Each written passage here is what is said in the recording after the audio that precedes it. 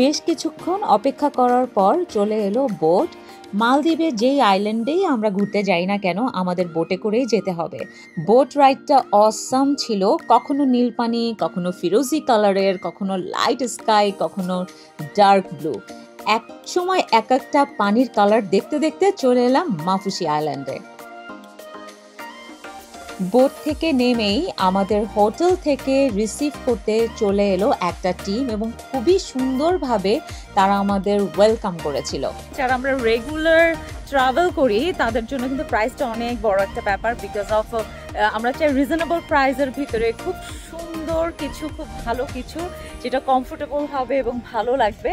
এবং আমার অনেক ভালো লেগেছে। এই যে দেখো, এই হচ্ছে হোটেলটা এবং হোটেলের সাথেই কিন্তু coffee and restaurant, then cafe, then beach, একদম সাথে বসার জায়গা।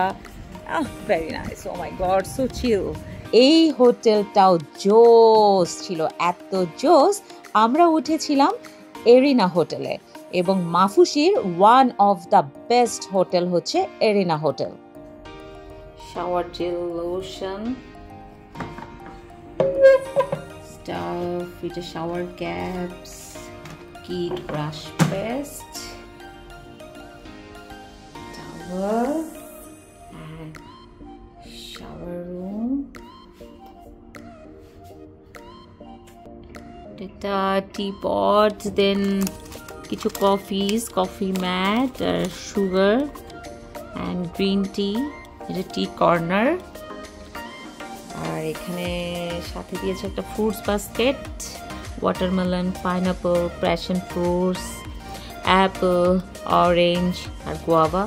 রুমের লাগেজ টাগেজ রেখে আবার রেডি হয়ে নেমে গেলাম, কারণ এত সুন্দর বিচে যদি সুইমিং না করি তাহলে কিন্তু হয় না। দ্যাটস ওয়াই আমরা দুজন চলে এলাম সুইমিং করতে। আর সমুদ্রে সাঁতার কাটতে কাটতে যখন টায়ার্ড হয়ে গেলাম, আবার পেটে আমার চুহা দৌড়াচ্ছিল। তারপর ভাবলাম এখন একটা পিৎজা খাওয়া যায়। দেন বিচ সাইডে বসে আমরা অর্ডার দিলাম একটা পিৎজা এবং দুজন বসে পিৎজাটা এনজয় করলাম। আমরা চলে এলাম পুরো রুফটপে। রুফটপে একটা ইনফিনিটি পুল ছিল, সেই পুলটাও আমরা ওখানে ঘুরে ঘুরে এনজয় করলাম এবং ওখানেও সুইমিং করলাম। আসলে জোস একটা পুল সাইড। রুমে এসে ফ্রেশ হয়ে রেস্ট নিতে নিতেই হঠাৎ করে দেখি ডিনার টাইম চলে এসছে। এমন একটা আমরা রেস্ট নিলাম যে এত আরামের একটা ঘুম দিয়েছিলাম, শর্ট ঘুম, যেটাতে একদম ডিনার টাইম হয়ে গেল। দেন আমরা ডিনার করতে নিচে চলে গেলাম রেস্টুরেন্ট সাইডে। পুরো মাফুসি আইল্যান্ডে আমি মোটামুটি আশেপাশে সবই ঘুরে দেখেছি, কিন্তু এত সুন্দর বিচ সাইড রেস্টুরেন্ট কোথাও নাই। এবং এই রেস্টুরেন্টে পুরো ডিনারটা ছিল পুরো buffet system. Lords of continental food থেকে হরেক ধরনের ফ্রুটস থেকে শুরু করে এমন কোনো খাবার ছিল না যেটা এখানে ছিল না। এবং এই পুরো ডিনারটা ছিল আমাদের এই প্যাকেজের মধ্যেই। ডিনার কমপ্লিট করে দুজন মিলে একটা পার্টিতে চলে গেলাম, যে পার্টিটা ছিল ফ্লোটিং একটা ডিস্কো।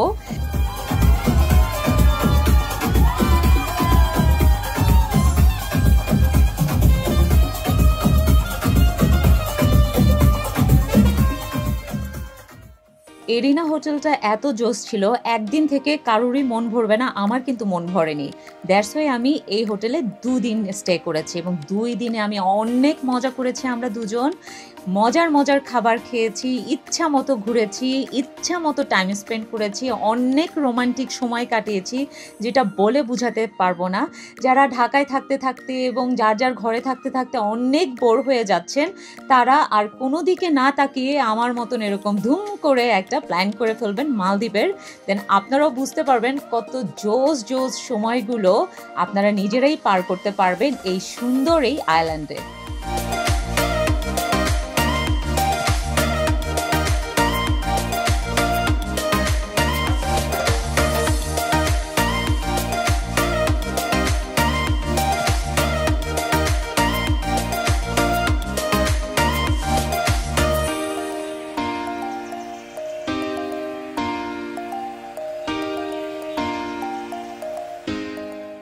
আজকে এরিনা হোটেলের আজকে আমাদের লাস্ট ডে।